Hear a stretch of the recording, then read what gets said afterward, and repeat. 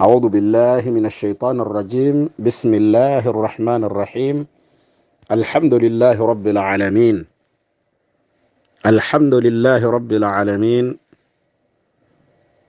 والصلاة والسلام على خاتم الأنبياء والمرسلين وعلى آله وأصحابه ومن تبعهم بإحسان إلى يوم الدين.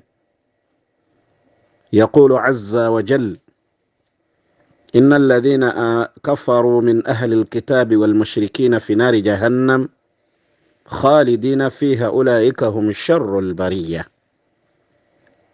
Owekitiibwa Allah atenderezebwa n'amatendo amajjuvu era nga marungi. Yasalawo Allah subhanahu wa ta'ala n'atonda bye yatonda, bye yagala n'abitutegeeza, bye yagala n'abitukweka, era nga tuwangaalira mu mbeera ya kumanya titulina ebitonde bye tumanyi ne bye tutamanyi.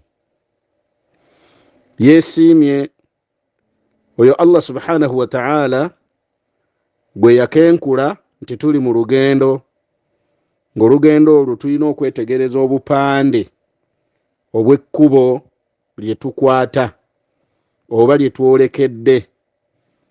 Waliwo obupande obugenda bulabula zebra crossing ahead, sharp corner ahead, humps ahead. Obwo bupande omuntu yenna omutambuze ayina busoma, ng'obusoma obwegendereza era obutegeera. Singa bukulema okusoma oyinza obutamalaako lugendo kutuuka gy'olaga.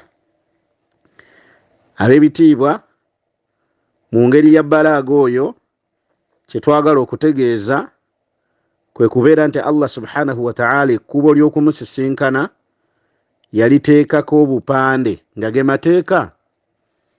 Amateeka ge g'ayagala tukole mu nsi ne by'atayagala twetantale mu nsi.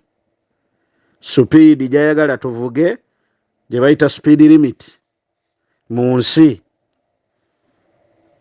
Embeera gy'atatwagala mu nga bw'olaba oluguudo ti wano bakukkiriza okuyisa, wano toyisa.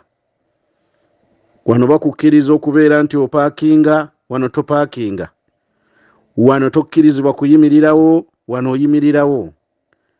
Okutereeza embeera y'ensi n'okutereeza gye tulaga. Ekimu ku bifuukuula ensi eno, Allah subhanahu wa ta'ala yatugamba nti dhahara alfasadu fi lbarri walbahr. Emitawaana gyeyolese ku lukalu ne gyeyoleka ne mu mazzi, ku nnyanja, bima kasabati aidi nnaasi, olw'ebikolobero by'abantu bisusse. Ng'ebikolobero bitegeeza ki? Abantu tebakyafaayo ku bubonero bwa kkubo, abantu tebakyafaayo ku bitaala. Kitaala bwe kimyusa basigala bo bakuba kye bayita okukuba ekitaala, batambula butambuzi. Emitawaana ne gisukka ku kkubo. Kasita otandika okkuba ebitaala, kasita otandika okutega bakuganye toyisa n'oyisa, waliwo gye bayita accident zone. Nayo oyina kubeera nga eri eri restricted, oyina kubeera nga weekuuma strictly, no overtaking, toyisa oba toyisa. Singa weekuuma amateeka ago, ova Kampala ogenda Masaka, ogenda Jinja, ogenda Iganga, ogenda Kasese, mwana wattu oba oli awo otuuka bulungi. Singa gakolema, emmoroka oyinza obutagituusa. Ne bw'oba mu mmotoka nga abavuga wa kimama, era mwana wattu ayinza obutatuuka oba obutabatuusa. Kati Allah tugamba nti dhahara alfasadu fi lbarri walbahr. Emitawaana gibunye edduniya lyekkubo lye tulabye wali, abantu bima kasabati aidi nnaasi, olw'obuyitirivu bw'abantu obutakwata bubonero bwa luguudo, obutakwata amateeka ga Allah subhanahu wa ta'ala, nga n'abakenkufu, abakutte ebbendera, abasuffu, ababbinkivu mu kugamenya be bakaafu. Bakaafu bo baaganira ddala ne Allah subhanahu wa ta'ala ne bamujeemera. Ekyo nno ne kitegeeza nga Allah yaboogerako mu miteeko mingi, emirembe mingi gy'alina abakaafu bano, n'agenda ng'atutegeeza ebyaliwo. Yagamba Allah nti kadhabati qablahum qawmu nuuhin wa ashabu rassi wa thamudun wa aadun wa firaun wa ikhwanu lut kullun kadhaba ar-rusula fa haqqa wa'id. Egyo emirembe Allah agenza agimenya nga gyalimbisa, gyalimu bamawale, bakiwagi, ba ikhwanu lut. Allah aboogerako nnyo, abaasalawo okubeera nga bo beziyiza abakyala ku baami ne bawasa basajja bannaabwe. Era Allah subhanahu wa ta'ala atunyumiza ku bagenya abakyalira nabbi w'ekitiibwa Lut, ne babaako bye baayogera n'amawulire ge baamuwa.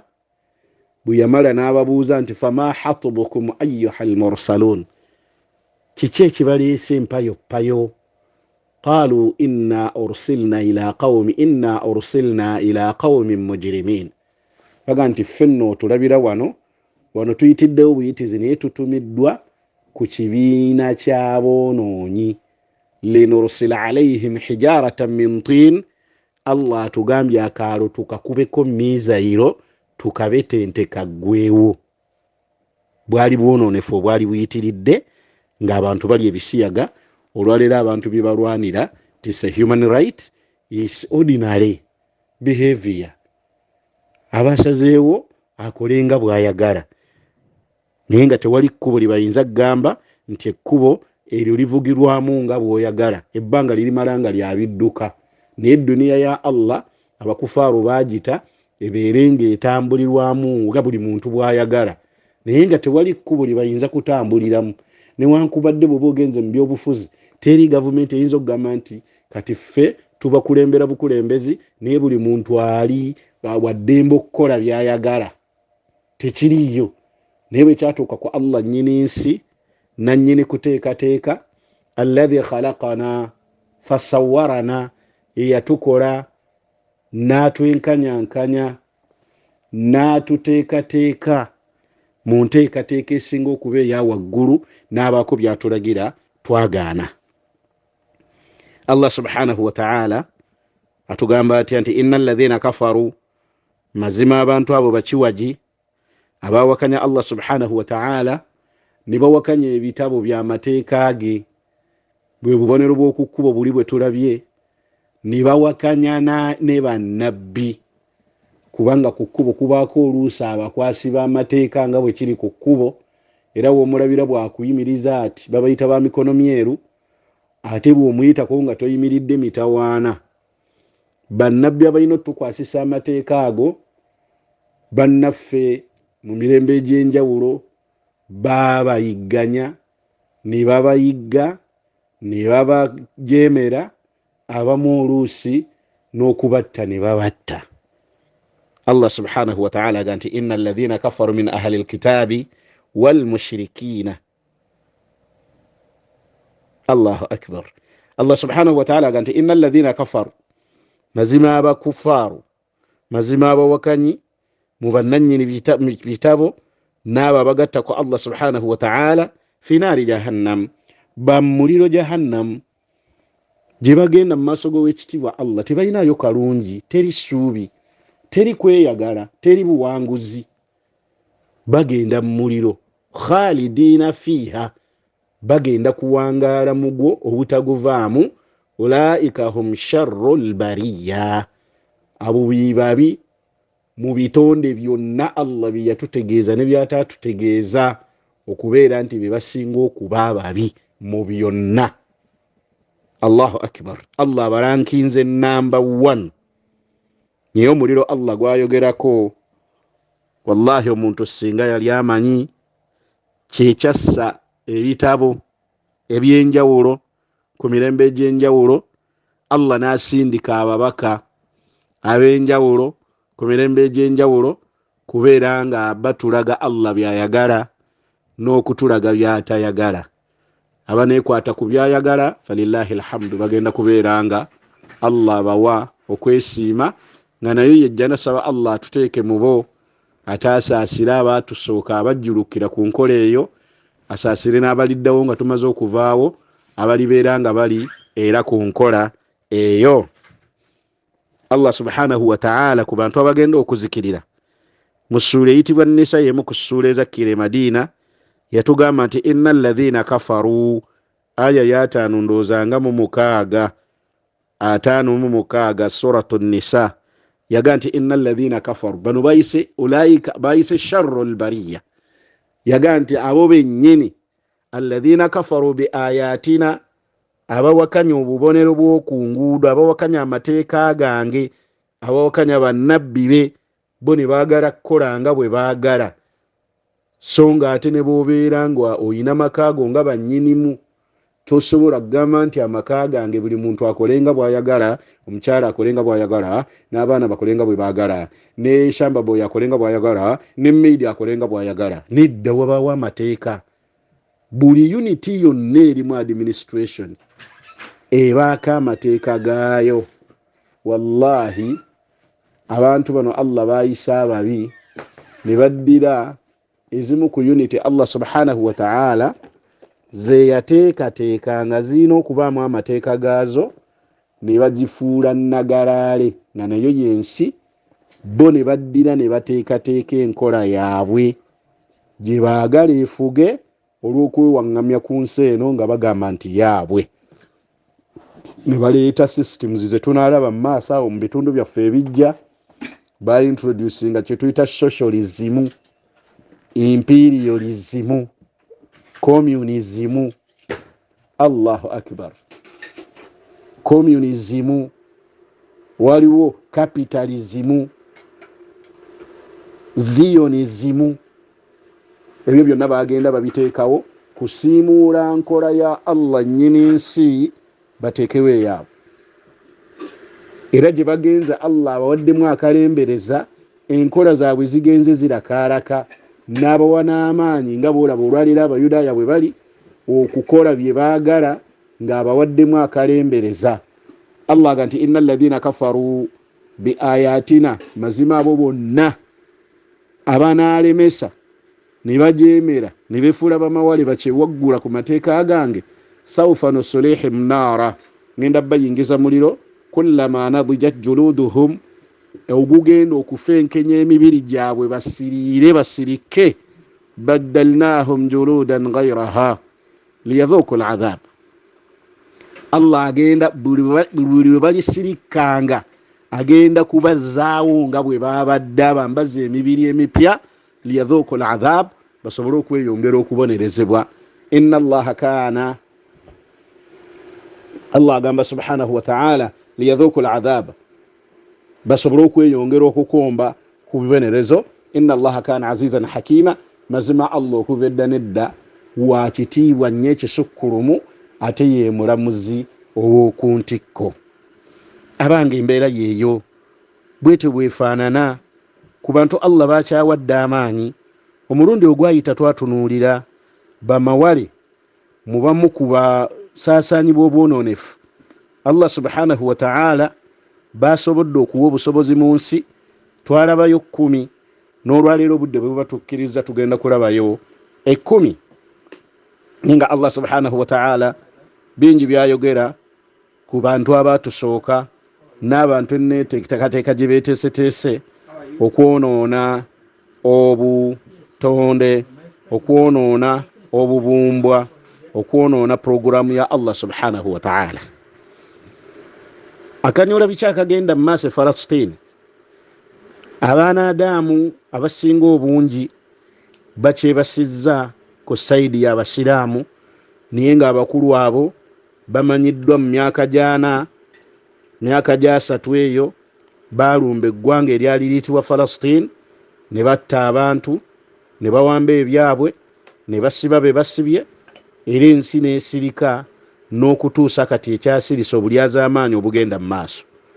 Ekyo nno Allah subhanahu wa ta'ala mu bimu ku bitendo bye yatuga nti famahili lkafirina amuhilhum ruwaida, inna allaha, mazima Allah yumhil, mukwata mpola ku bulyako obuba buli mu nsi, wala yuhmil, naye si mulagajjavu.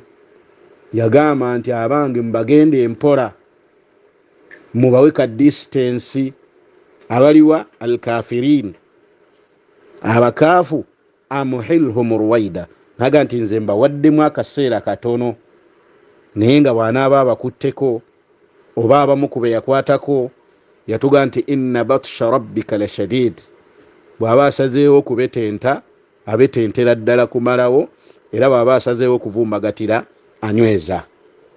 Naam,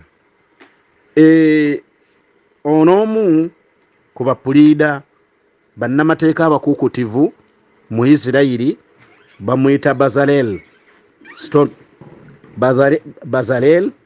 Smotrich. Mu mwaka gwa 2021 ebigambo bino yabyogera ne bisigala ku likoda mu mbeera y'akatuubagiro ak'okusiiza okusaanyaawo eggwanga lya Falastin n'okumalawo baganda baffe bannannyini ggwanga eryo, nga basuubira nti ensi bajja kuba bagiwangudde, gye bagenda okubeerako olubeerera nga tewali mbeera gye basuubira nti bajja givaako. Yagamba atya omukulu oyo Bazalel Smotrich? Yagamba nti you are here by mistake because Ben Gurion did not finish the job and throw you out in 1948. You are here by mistake because Ben Gurion did not finish the job and throw you out in 1948. Ebigambo ebyo yabyogera mu mwaka gwa 2021 ng'agamba nti Abapalestina ensi gye balimu eyaabwe tebagirimu by mistake, mu mbeera ya bukyamu, bagirimu mu bukyamu, naye ng'obukyamu obwo buva ku muduumizi w'eggye eryalumba Palestine mu mwaka gwa 1948 n'atasobola kubeera nga akaalo yakakuba n'akavuunika ne kasigala nga kalittayo, temusigadde yadde omuntu omu. Mistake eyo gye bejjusa kubanga omu ku bassaabalwanyi be babadde omulimu ogwo okumalawo abasiraamu nga babalanga ettaka lyabwe yabakuba n'abeera nga teyabamalaawo. Ekyo nno ne basuubira nti kyali mu busobozi bwe, nga tebasuubirayo ti enteekateeka ya Allah naye esobola okukiremesa. Omusajja omulala yaliko ye pulezidenti wa Isirayiri mu kiseera kino bamuyita Isaac Herzog. Yagamba nti mu mwaka gwa 2023 gwe tulimu yayogedde ebigambo bino n'agamba nti there are no innocent civilians in Gaza. There are no innocent civilians. There are no innocent civilians in Gaza. Mu Gaza olwaleero gye batakyayita Falastin, nabagamba nti Falastin mwana wattu bajawulamu obuzinga bubiri oluvannyuma lw'okutwala ettaka lyayo lyonna erisinga obunene, ne balekawo obuzinga bubiri nga babuleseewo nga makomera, era n'ababulimu balinga makomera. Bwe baba baagadde amasannyalaze bagajjako, bwe baba baagadde bajjako amazzi bagasalako, bwe baba baagadde balumba ne bakuba ne batta ne bamalawo ng'olwaleero ekigenda mu maaso. Pulezidenti yagambye nti there are no innocent civilians in Gaza. Tewali mu katundu k'e Gaza muntu yenna gw'oyinza kugamba nti saalumanya ng'olutalo lwe baba bazze kulumba ayina kubeera nga atalizibwa. Abaana abato bababala nti they are combatants. Abakadde nabo mwebali, abakyala nabo babatwaliramu, n'abavubuka babatwaliramu, era nga babalaba kyenkanyi mu lutalo lw'okumalawo abantu mu Gaza, batwale ettaka n'amafuta agalabika nti oba oli awo gazuuliddwa basobole okugeza. Omusajja omulala nga yawokusatu bamuyita Ariel Kalna, mwaka gwa 2023 guno gwe tulimu. Ono ya ambasada wa Isirairi mu lukiiko lwa European Union. Bwe yabadde ayogerako eri olukiiko olwo nga balaba nti embeera erabika nga egazizza emberenge, bwe yasituse yayogedde ebigambo bino wammanga. Yagambye now there is only one goal. Now there is only one goal, a full catastrophe. There is only one goal, a full catastrophe that will finish up that one of 1948. There is only one goal. Again, waliwo ekigendererwa kimu. Naga nti a full catastrophe. Tulina okuleetawo akatyabaga akagenda okumalirawo ddala ensonga ezatandika mu 1948. Yagambye nti now there is only one goal.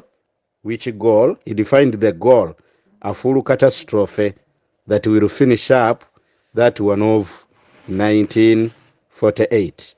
Ebyo yabyogedde ng'ayogerako eri olukiiko olwa European Union, era ne bamukubira mu ngalo nga naye agamba nti tuyina kuzisa kuleeta mundu zisa byalo ne tubeera nga tumalawo abasajja bano Abapalestina. Benjamin Netanyahu ye Prime Minister wa Isirairi. Bwe yabadde yayogerako ebigambo byeri ensi, yagambye to return Gaza into an island of ruins. We will return Gaza into an island of ruins. Tugenda kubeera nga tufuula Gaza akazinga ake mitawaana. Tugenda kufuula Gaza akazinga akabuutikiddwa emitawaana oba embeera y'akatuubagiro. Ebyo nabyo omukulu obe yabyogedde mu mbeera ye bwetyo. Ono yali first prime minister wa Isirairi, bamuyita David Ben Gurion, eyaliko mu mwaka gwa 1937. Ono nno mugenzi. We yayogerera ebigambo bino yali tasuubira nti Allah Jalla wa Ala ajja mujjulula mu bulamu bw'ensi obubawoomera okusinga omubisi gw'enjuki. David Ben Gurion mwaka gwa 1937 yaga nti we must expel the Arabs and take their places. We must expel the Arabs and take their places. Yaga nti tuyina okufubutula, okuwaŋŋangusa, okufuŋŋama ku Bawarabu n'ettaka lyabwe ne tulitwala. Eyo programu tuyina ogikola. Ebyo yabyogera mu 1937. Ne wajja Menahem Begin ye mu mwaka gwa 1982. Ono yaliko prime minister naye mu mwaka ogwo oba mu biseera ebyo 1982. Ye bwe yali ayogera ku katuubagiro kano ak'okubba n'okutemula n'okutwala ekittabantu mu maaso ekitutte emyaka emingi ng'ensi yonna ejjudde bakirimanya abalyazaamaanyi batunula, yagamba nti the Palestinians are beasts. The Palestinians are beasts walking on two legs. Abapalestina abo bimulaba bikulekule ebisodde ebitambulira ku magulu abiri, era ne bamukubira mu ngalo. Kati olwaleero bw'olaba bazzukulu baabano nga bamalawo abantu, bakubye amalwaliro, bakubye amasomero, bakubye amakomera, mwana wattu oyinza obutakyewuunya, emitima gy'abano gyaddugala, abantu be balabanga ebikulekule so nga ate bo bennyini bye bikulekule ebyefaanaanyiriza abantu. Allah subhanahu wa ta'ala mu ssuula eyitibwa Baqara yatugamba bwe yali ayogera ku bantu abafaanana bwe bati ti wa idha qiila lahum aminu kama amana an-nas bwe baba bagambiddwa nti abaayi mugondere Allah ng'abantu abalala bwe bamugondera mumukkirize. Qaalu anu'min, baga nti tuyinza tutya okusiramuka, tuyinza tutya okukkiriza kama amana sofaha, ng'ebikulekule bwe byakkiriza abasirusiru abapumbaavu. Allah aga nti ala innahum humu sofaha, ng'ate bo bennyini be bapumbaavu, walakin la yash'urun, naye tebakimanyi. Omu ku bakamanda b'amagye agali mu katuubagiro kati ag'ekitta bantu ekiriwo bamuyita Ghassan Aliyan. Ghassan Aliyan 2023 yagambye nti animal humans will get treated accordingly. Animal humans will get treated accordingly. Bano ebikulekule byaba muntu nsolo bagenda kubeera nga bakolwako mu ngeri esoboka. You wanted hell and you will get it. Mwayagala geyeena era kati mugenda mufuna mu buliwo era mu kyenkanyi. Ow'emuyita Ghassan Aliyan, omu ku bakomanda b'amagye agalumba oba agali mu kusesebbula eggwanga erya Palestine. Omusajja omulala bamuyita Eli Yishai mu mwaka gwa 2012. Eli Yishai yagamba nti the goal of operation is to send Gaza back to the Middle Ages. Only then will Israel be calm for 40 years. The goal of operation is to send Gaza back to the Middle Ages. Only then will Israel be calm for 40 years.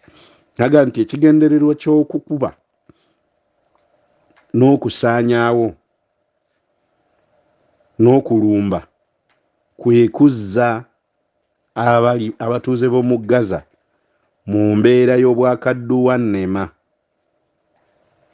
Bwe banaamala okudda mu mbeera y'obwakadduwannema, abanaaba bakaawonawo babeere nga badda mu bwakadduwannema, olwo Isirayiri egenda kufuna okunywa ku lwendo lw'amazzi okumala ebbanga lya myaka 4, kubanga emyaka 4 egyo bakadduwannema bayinza okuba bazaddeyo be banaaba bazadde, ate olwo luddemu lukoye bafunewo embeera y'okusaanyaawo abalala.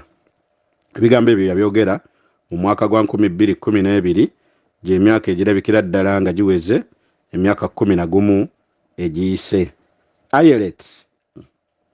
Ayelet Shekedi, ono bamuyita Ayelet Shekedi, omu ku bakyala abali mu palamenti ya Isirayiri, bwe yabadde ayogera yagambye omwaka guno mu katuubagiro kano ekitta abantu ekiriyo, yagambye nti they should go as should the physical homes. They should go as should the physical homes they raised. As should the physical homes they raised the snakes. More little snakes will be raised there.